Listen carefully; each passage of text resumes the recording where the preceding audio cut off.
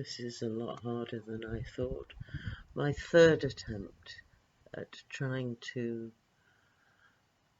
provide an explanation to those who have been asking where I am for the last month, off Twitter. And I've been pretty solid on Twitter for 8 years. And being away for a month is a first. So, for those who've known me over that time, you've earned an explanation before I disappear forever. And at the moment, disappearing forever looks on the cards, because at the end of this month, I'm going to fall off the edge of being solvent, and the money gods are going to come after me. They're going to come, I'm going to lose my internet, I'm going to lose power, probably water, all those things. Because I don't want to claim benefits. I'm tired of being tortured by the DWP. And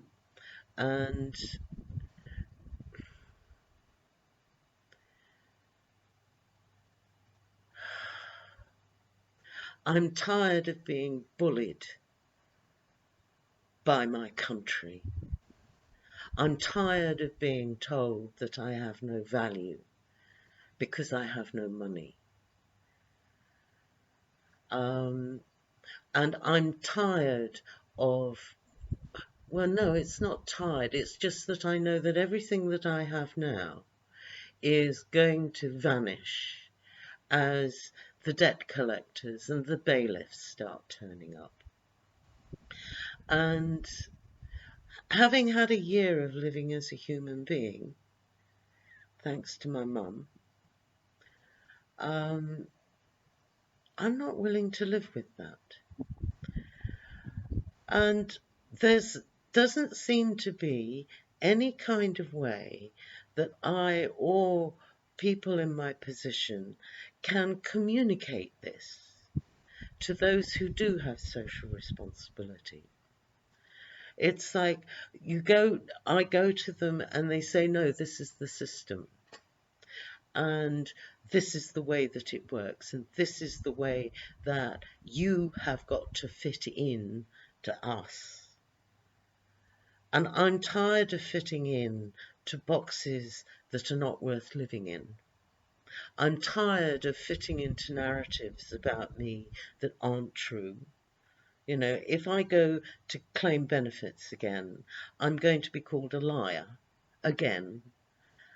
After 10 years worth of proving with my GP that I'm telling the truth, no, they're going to call me a liar again, and they're going to put me through the ordeal of, living on a pittance,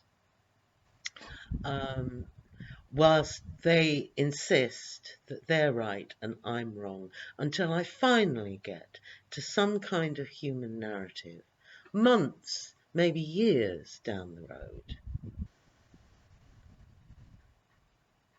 And then I qualify as being deserving.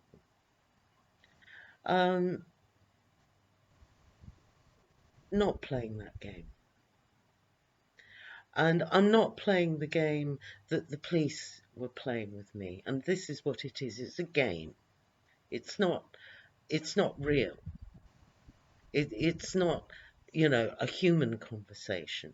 This is a game where they have the power and I have none. And what they do is they teach me how little power I have by hurting me. And that's what the police did when I raised a complaint about the way they were treating one of our 15-year-olds. And I ended up telling the chief constable he couldn't see me as human. And he can't, because the system won't allow it. And I was having a pop at him because every single bloody police officer in this country swore an oath to uphold the Human Rights Act. Every single one. Every single police officer in this country since 2001, I think it was, when the legislation went on to the books. Since 2001, the police have sworn an oath to uphold the Human Rights Act. And I don't see how they can do that if they don't see us as human, and if they don't know how to humanise their narratives when they're told they can't see us as human. And I have a very, very strong response to systems that behave this way. And I always have done, and I always challenge them. But with Northumbria Police, in this instance, I'm going to tell you now, you won. You won. Well done. I'm dropping my complaint. I don't see the point in pursuing it. Why should I pursue it? You have all your guns lined up. You've got all your narratives lined up. You're telling me how perfect you are, and I'm alone and poor and about to fall off the edge into the social abyss where people die, where we end up homeless, where we end up hungry, starving, and committing suicide. And just so you know, the only way I could bring myself and my conscience, because it's an issue of conscience, bring myself to walk away is having taken an overdose and survived. And that's going to upset a lot of people. And before you start reaching for the telephone to get me help, you send that kind of help to me and you're sending me the same problem. Because everyone who comes into this situation from the outside as part of the system has been sent in to try and control me. And I don't need controlling. I don't need controlling. I've been, well behaved ever since I offended in 2003. Which is more than we can say for our government or some of the people in charge. I've stayed out of trouble. I don't, but no, you have to come in and control me. And the reason I think you have to come in and control me is that I scare you.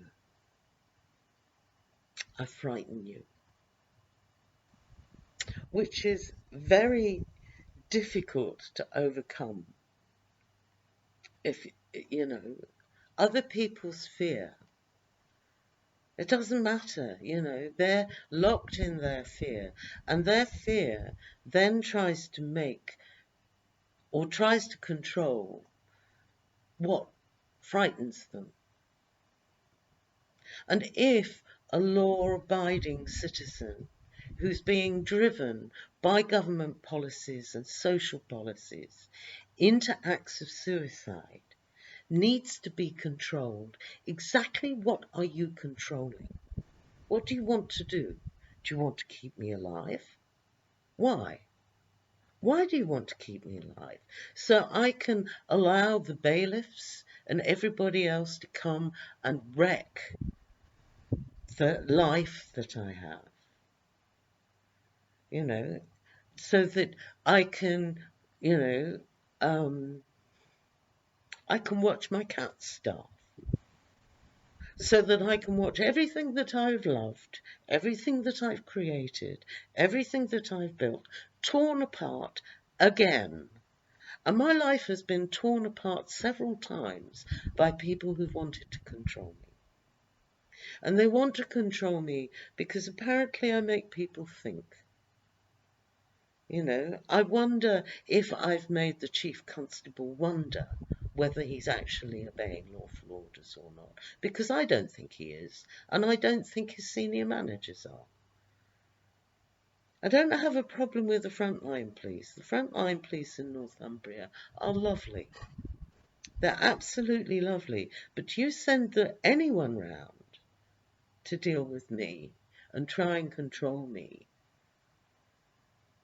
because you don't like what I'm saying, or you don't like what I'm thinking, or you don't like what I've done in response to the way that I've been treated, or the way that other people are treated. Because I live in a poor community. I'm not the only one in my community who is being abused. And it's not just our 15-year-olds, it's our elders, our disabled, our sick. We're all being deeply harmed by public service, or what claims to be a public service that is actually designed to control us into the narratives that the government has. And the government's narratives about people like me is that I have no worth. Yeah, well, thank you very much. It's enough to make someone want to top themselves, isn't it? Keep telling someone they have no worth, and eventually they may end up believing you and act on it. Or we die. So, at the moment, although I've recovered from my overdose, it's been, I took the overdose last Monday week. I'm still here, and I'm slowly watching my resources dwindle.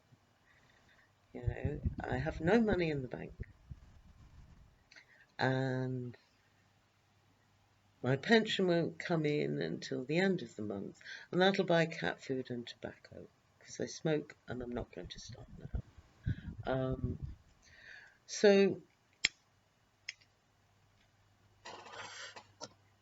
And then that's it.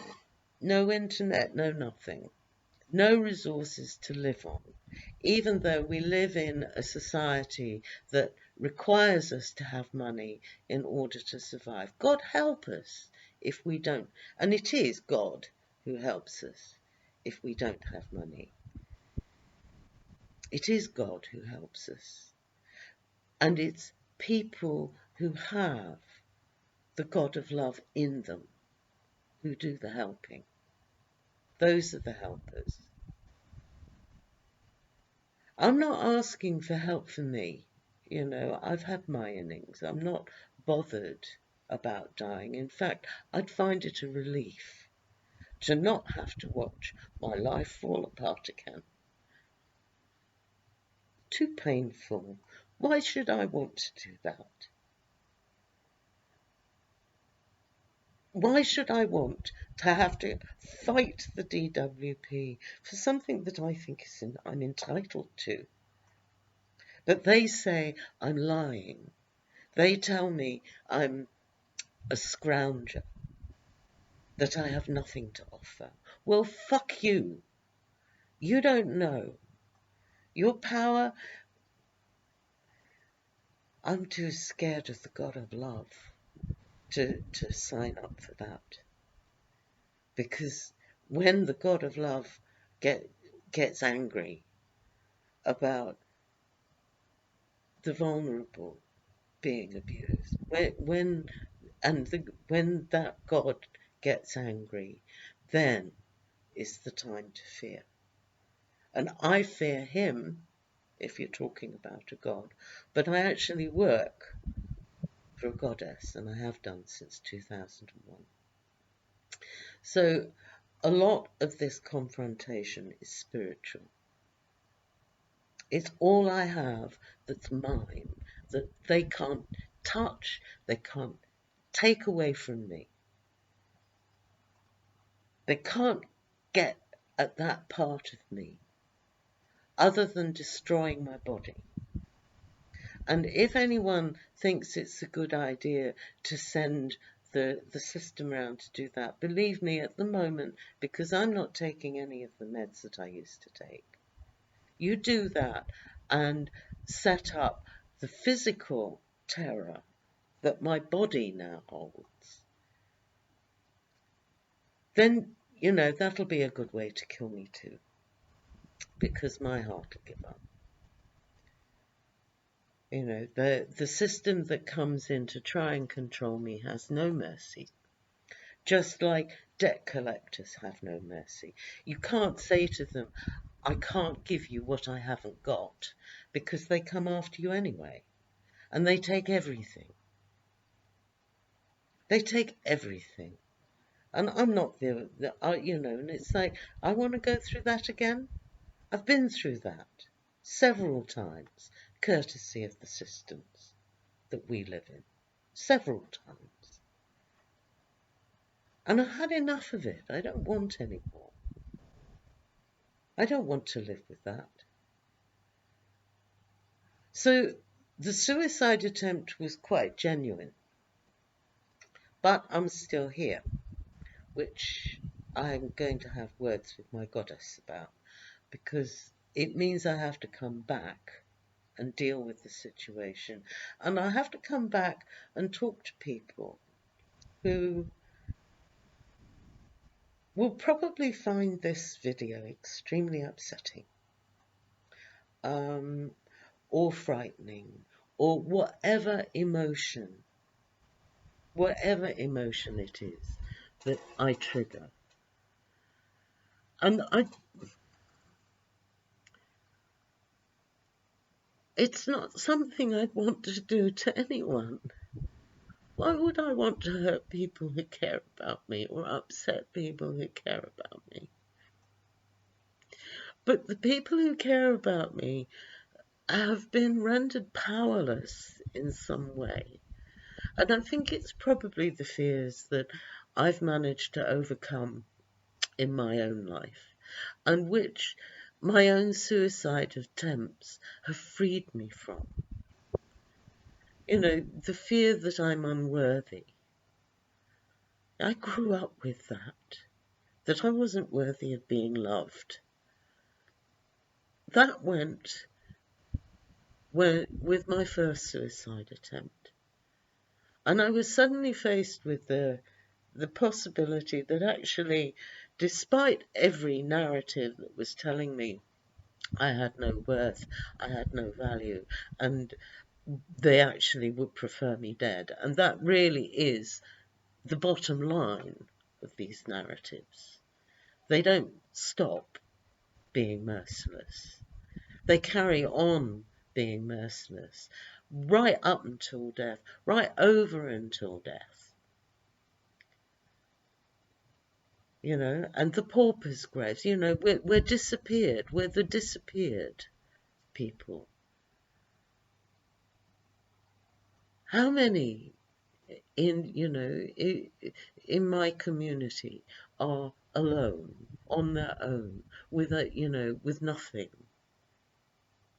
grappling, either with too much heat and no water. It's like the system judges us, but it judges us on standards that they don't allow us to even get to. How can I put this? It's like when I was in prison, in order to be able to meet some of the behavioural standards that they had, particularly personal behavioural standards, like cleanliness. The standards of cleanliness, I had to meet the standards of cleanliness of every single member of staff that was responsible for checking my cell to see whether I, was going to keep my enhanced IEP. Every single one of them, up to and including a former regimental sergeant major who would go around checking the lasses' cells, with white, almost like white gloves. Those kind of standards. And if we didn't meet those kind of standards, well, then there'd be a black mark against us. This is inhuman. Some of the standards that are being used on us are entirely inhuman. You complain about people being homeless, but there are no homes for them to go to. You complain about, people, not being clean or not being educated, and there's no provision. We're judged, by the powers that be, on their standards, where they're so spoiled. They have no conception of what it is to have nothing and what it takes to survive on nothing. And people who have nothing are actually the salt of the earth. You want value? Real value? True value? It's down below, folks. It's at the bottom. It's among the poor people. You want human values, you'll find it amongst poor communities. You'll find it amongst marginalised communities. Amongst people who know what it's like to be treated as not human. And I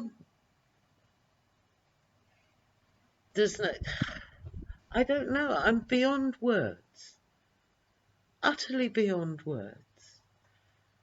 With, how do I explain it? How does one human being explain what it's like to have the entire country lined up with a narrative that tells us we have no value? And you can bet your bottom life Boris Johnson will tell me I have none. And his ilk. While he lines his pockets and wastes public money that could be far better spent looking after people who are actually our future. The 15-year-old I was sticking up for is our future. The children are our future. And these people are abusing them, making it impossible for our children to grow, whilst they destroy the earth for profit. Whilst they and why would I want to, if I continue living, then inevitably I end up colluding with it. No, absolutely not. But I don't know. So, the battle with Northumbria police and their inhumane narratives and systems where there's no room for women to have, to be able to talk about our lives as they're lived and the kind of problems that we're living with in a system that hates us. And don't tell me that the system doesn't hate us, particularly if we don't comply. I know how much the system hates me. I really do. Because I've met them face to face. And they're killers. They're absolute killers. And now we have an unelected Prime Minister who is, they call him a buffoon. That's what they said about Adolf Hitler. That's exactly what they said about Adolf Hitler.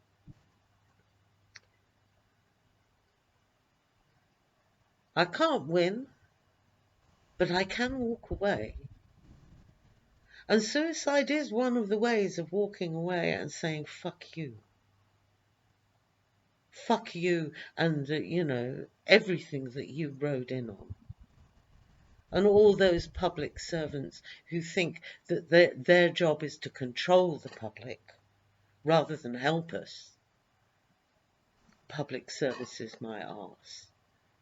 They're privatised and they're cruel and they're nasty. And they're for profit. And they'll come and take everybody's money away. You know, I don't have any debt at the moment, today. I will on the 1st of August. And then I'll have, have them all coming down on me. All wanting their slice of £150 a month. You tell me how to live on that.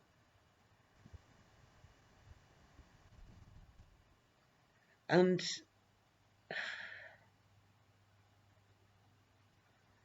I don't know. They say ask for help. But ask for help. The people I ask, who are available to me to ask for help, have as little as I do. And they're in as much trouble as I do. Who needs another mouth to feed on top of that? You know, who needs that? So I haven't come out of that cavern. There's a part of me that's still down there. But, I've had an extra 10 days of life that I wasn't expecting. So I've enjoyed it. And I'll enjoy what pleasures there are that are available to me until they're gone. And they're dwindling rapidly. I have enough cat food, to get me to the end of the month. And then that's what I'm going to spend my £150 on, because I'm going to spend it on things that I love.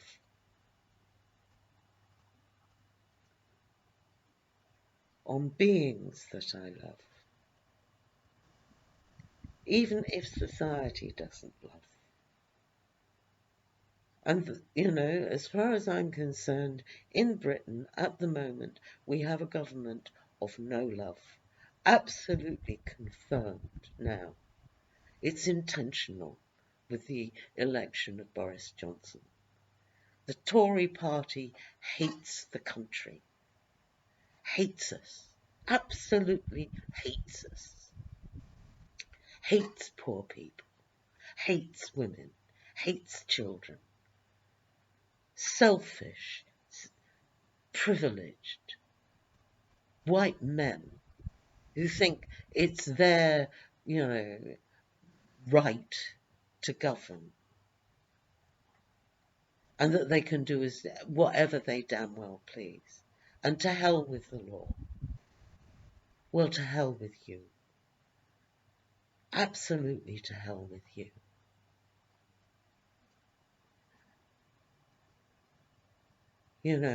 If we are talking about extinction, may you be the ones that go extinct. May you, all men who think it's their, divine right to rule. Oh, no, it isn't.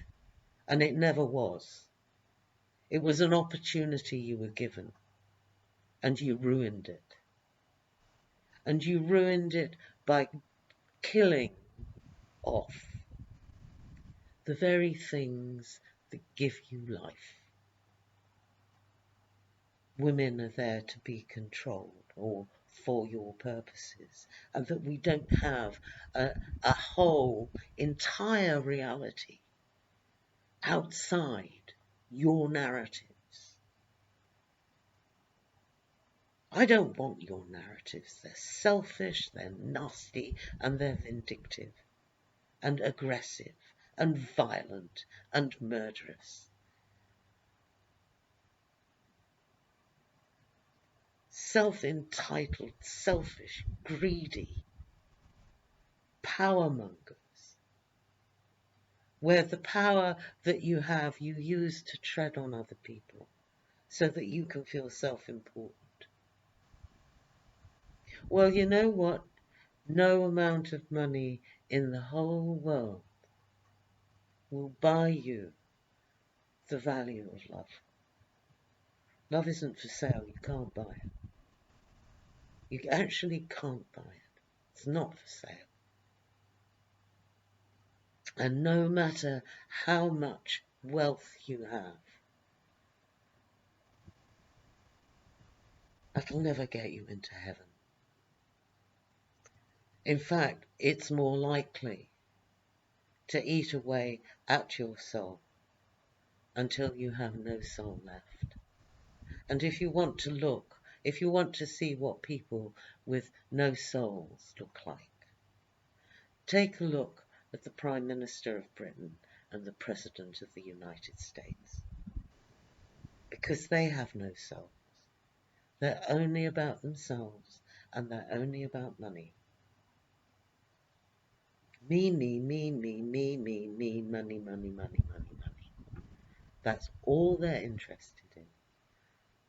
There's no room for anything else. More soulless human beings you could not find. And if they're in charge of the country, millions are about to die. And that's what they want. That's actually what they want. They don't give a flying fuck if people die. Just so long as it's not them. Just so long as they can keep their privilege and their power and their position. But you know, you can't have that power and position without us. We're the foundation on which your power is built. And you're killing your foundations, you're killing your roots, and the whole house of cards is now going to collapse around you. All of it.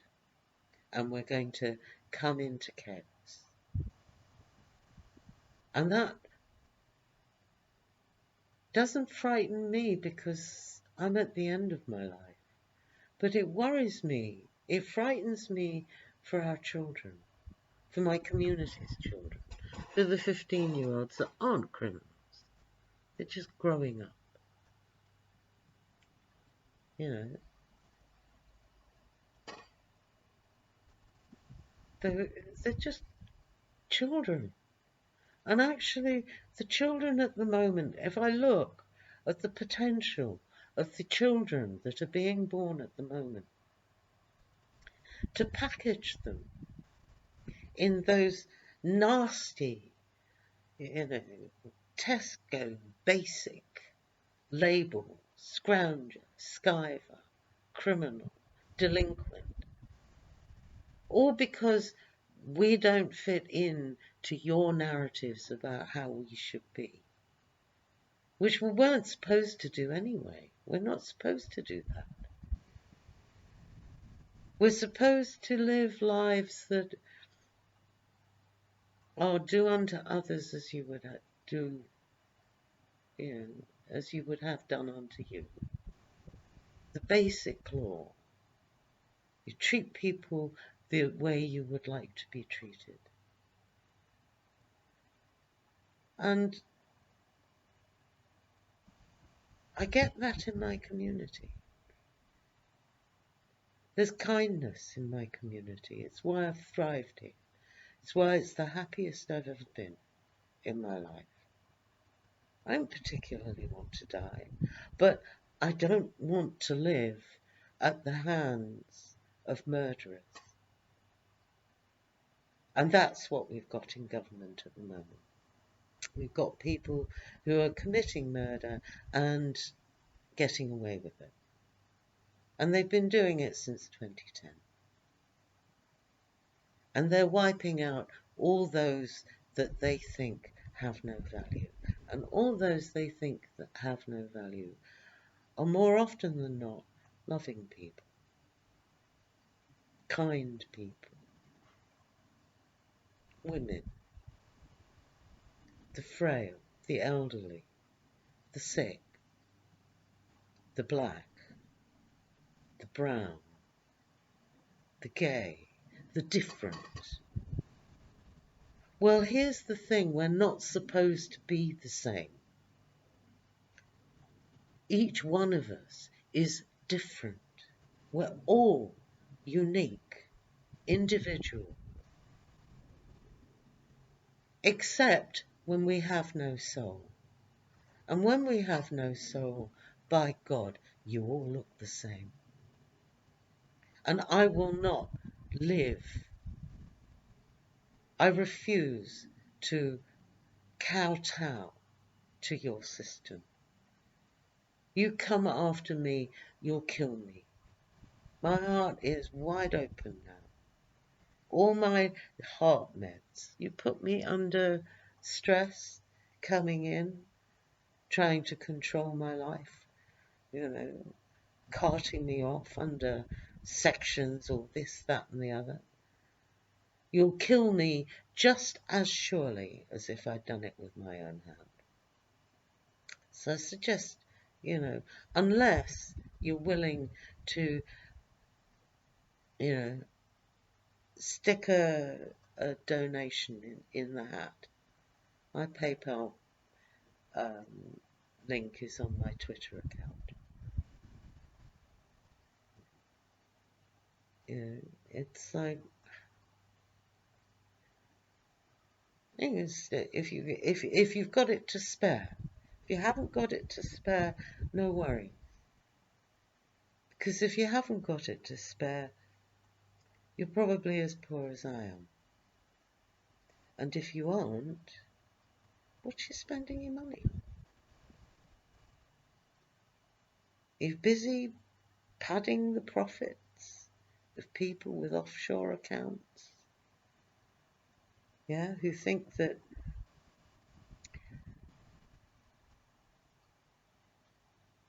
money is what makes them valuable.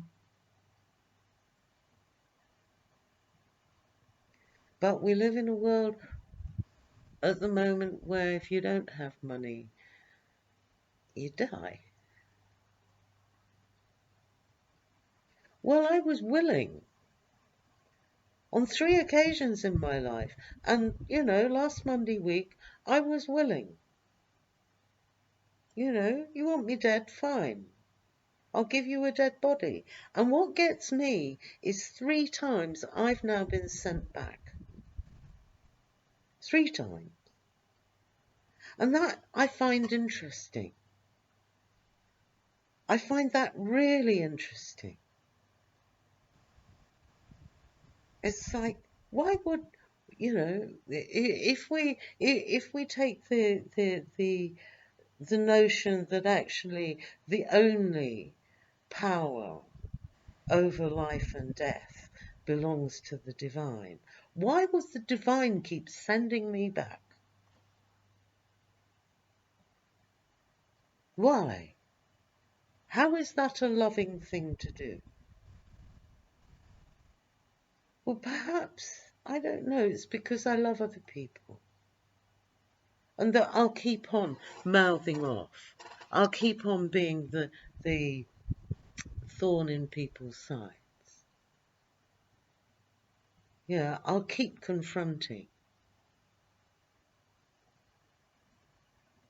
But if you wanted to know where I've been and what I'm doing, this is what I'm doing. And this is where I am. And I'm sorry if it disturbed you, but actually there are things going on that are far, far, far more disturbing than my video. And I'm just one. And I have a privilege. I have a privilege. I can, I live with, sufficient resources to last me to put up at least this video and tell those who care about me where I've been, what I've been doing, and why I haven't been around.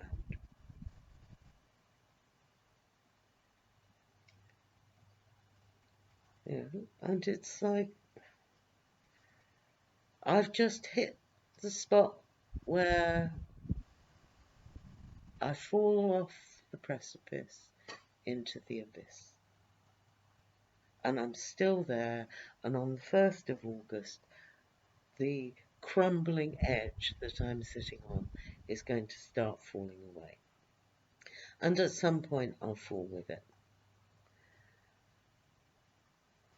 But I did volunteer. I did try and volunteer to make it, easier for everybody. And my resignation from life wasn't accepted. So I don't know. I don't know what to do. I'm okay at the moment, but as the resources run down, so it's going to get a lot harder. And, who knows, maybe my heart will give out anyway. But I'm not the only one. There are a lot of us, a lot of poor women like me who were told we'd get pensions when we were 60. And now I now have to wait, until I'm 66. I'm 65 this year. I'm not going to survive another 18 months, courtesy of the DWP torturing me. My pension was stolen by rich white men, privileged rich white men. And I hold them responsible. And I'll, from my no money position, I'm calling Boris Johnson and his government a bunch of murderers. They're a bunch of murderers. And the fact that it's being treated as if this is, in some way a way to live. If I look at the mainstream media, I only look at The Guardian. And The Guardian is like the hello version of Nazism. We get, they treat this government and what they're doing, with a sort of hand-wringing, oh, well, we can't do anything. Well, I can't do anything either, but I tried. And it interests me as a woman of faith, and as a woman who uses earth-based faith, goddess-based faith, was that my last overdose was just before the lunar eclipse. And it was women facing down, which has the narrative. The last lunar eclipse was the narrative of the feminine facing down the abusive masculine. I've always found my faith interesting, is that I do things and only then find out the meaning afterwards. And I was told years ago that I came here to do something for women. And I thought, that sort of fits the narrative. It doesn't have to be big. It just has to be, within our ability. How many people, and, I used to work in public service. I am mine is a public, my £150 a month is a public service pension. How many people in public service are obeying unlawful orders at the moment? That was the accusation I threw at the Chief Constable of Northumbria Police. I think the police, as a whole, and nationally, are obeying unlawful orders from the government. and that their police oath, particularly in relation to the Human Rights Act, actually requires them to disobey unlawful orders, to refuse to obey them. And here, because everybody's been nodding dog, complying with all of the, oh yes, well, we're just doing as we're told, we're just following orders, people have been dying, you know. For people who are sick and disabled, the number of dead is now in 6 figures. It's in 6 figures, and with Boris Johnson in charge of the government, you can be absolutely damn sure those figures are going to soar. They'll absolutely soar. Because the level of despair that his election is going to trigger at the bottom, because he's such a nasty piece of work, selfish, nasty, greedy, power-hungry, cruel man, excuse of a man, who's all power and no responsibility. Well,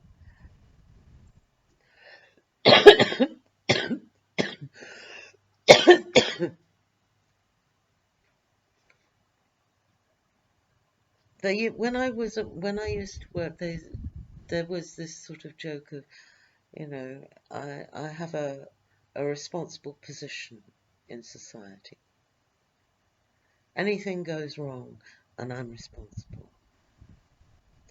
Well, I can take personal responsibility, and you want to come after me personally, then go ahead. But I have no power other than my voice, other than my willingness to speak out, other than my willingness to confront those and say, what does it take to make you change? How bad does it have to be before you realise how bad it is already? And how much worse it's going to get now? That the deterioration in society it's going to plummet. Because the election of Boris Johnson is going to entitle every aggressive, entitled, violent white man particularly. But there'll be, it's not exclusively white men. But all those white men who think that it's their, entitlement, their divine right to order the world, they're going to get worse. You want to know why Feltham is exploding? Feltham Young Offenders Institution is exploding? Look to the top. Why should those lads take any notice of the system when the system is as abusive as it is?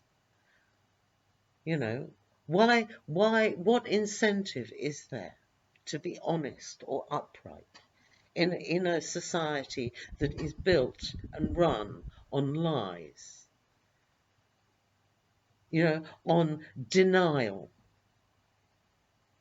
You only have to look at any criticism of government that's reported in the mainstream press.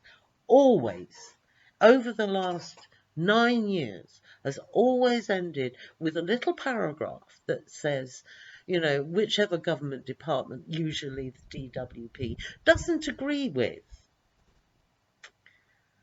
Yeah, well, they didn't argue. The government didn't agree with the UN rapporteur on poverty when he visited Britain. But they didn't agree in terms of he was factually inaccurate. The government didn't deny the facts. They disagreed with his tone. And he was calling them, very politely, the cruel bastards that they are. And they are cruel, let's be honest. These are cruel people intent on cruelty, and the Tory party has just upped that cruelty. And may it be the end of that party. May Boris Johnson be the last Conservative PM this country ever sees. May the predictions of astrologers in the 1980s about, there being a profound change now, being down to Margaret Thatcher, may that be true in the sense that people finally recognise that what Thatcherism was fascism in disguise. And that we have been a slowly increasing, bit by bit, incrementally, over the past 40 years, into full-blown fascism. And now we've got this blonde-eyed, Aryan git of a man, excuse of a man, who has no soul, who worships a god of money, and wouldn't know kindness if you bit him on the arse and punched him on the nose at the same time. He wants it, though, if he gets caught. You watch them start bleating about compassion and fairness the moment they get caught, But someone like me, no, there's no justice down here. Not from society. There's a natural justice that works out down here. That, is actually best dealt with in this region by women. And if the women don't wake up to this and realise what's going on and kick the asses of the men who are still sitting around, scratching their heads and wondering what the fuck is going on because they don't know. The women need to tell them. And if they don't listen to the women, then they're not worth dealing with, and walk away from them. Kick them out. Exclude them.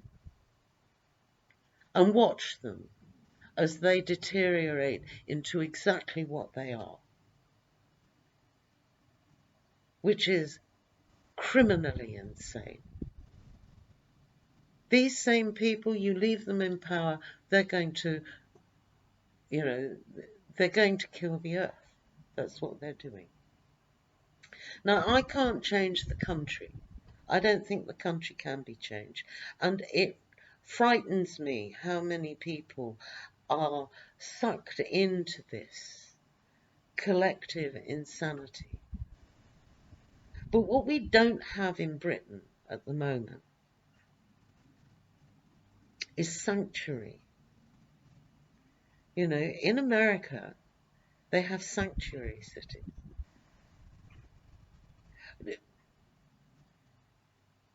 We don't have it, particularly in England. There's no sanctuary in England. If you live in England, there's no sanctuary. So that the poorest are wide open, unprotected by law, unprotected by the system, and are dying, and are about to start dying even harder, even faster. Whilst those with the power to do something line their own pockets and bolster their social position. And it's got nothing to do with public service. I fear for my community, and I think my community could do better, and that may be the subject of another video. I don't know. But at the moment, since we're coming up for an hour, and as someone who used to be in therapy and work as a therapist, this is the therapeutic hour. This is where I've been. This is what I've been thinking about. This is what I've been struggling with. And I don't know when I'm going to be able to, communicate more. As long as I've got internet, and as long as I've got, the I will try to keep communicating. But you need resources to do that, and those resources, come in terms of money in our society, and I don't have any, not to spare for the systems. I have money for my cats, but the rest, forget it. I'm not interested. I prefer to be dead, and if you're going to kill me off, well then let's get on with it. You want to come round, kill me, go ahead. Because I'm poor. I have the temerity to be poor. Or I have the temerity to object to being tortured in order to receive any kind of welfare. I mean, who wants to live in a country like that? Why would I want to do that? And I'm sorry that there are people who love me are having to listen to this, because I wouldn't do this to you. Not in a million years. And you've given me no reason to. I've met so many kind people, particularly since moving to the northeast. The kindness in this part of the country is, blew me away. And it's one of the reasons I've been happiest here. And it's the area of the country that this government neglects the most and gives least interest to. They don't give a shit about the northeast. They treat the northeast the same way that the system treats me. And it pains me when I see dignitaries in the northeast behaving like Londoners, like the Tories in London, who are more interested in their social position than actually caring for the community that they're being paid to care for. So I'm sorry if this has disturbed you, but this is disturbing. And until we can start hearing the human voices, until we can start hearing the people, the lives behind the stories that are reported, in the news, of the homeless, people using food banks, people starving to death, the disabled taking their own lives, because nobody can hear us. And that's the thing that really, really gets to me most, is the further up this feeding chain you go, the less you can hear us at the bottom. And if you can't hear us at the bottom, then we die. And I did volunteer, and I got sent back. And I'd like, it's like, it seems to me that the divine power over life and death has a different opinion from this government. And maybe it's high time we, as a people at the bottom, began trusting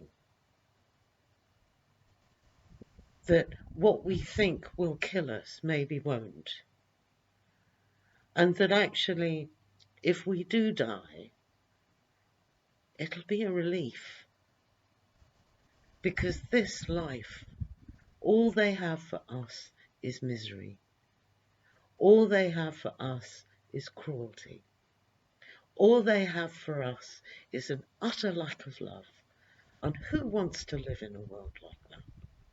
Seriously. What kind of life can someone who isn't white, male and privileged have under these circumstances? This is where I say no.